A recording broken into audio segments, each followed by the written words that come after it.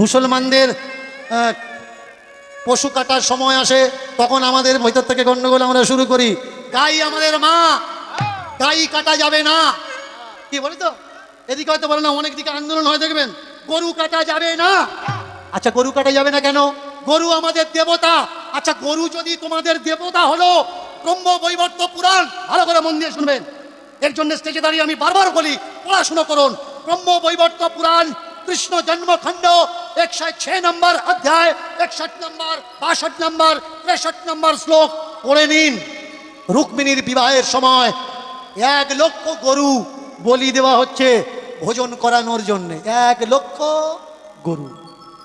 গরু যদি মা হলো, গাই যদি মা হলো, তাহলে রুক্মিণীর বিয়েতে 1 লক্ষ গরু কিভাবে কাটা হচ্ছে নিজেকে প্রশ্ন করেছেন?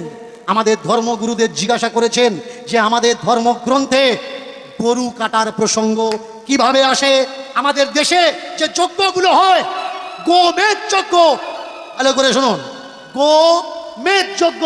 গো মানে গরু, মেদ মানে কি? মাংস। গরু কেটে গরুর মাংস দিয়ে যে যজ্ঞ হয়, তাহলে গরু যদি মা হবে, যজ্ঞে কেন গরু কাটা হবে? কখনো কাউকে জিজ্ঞাসা করেছেন?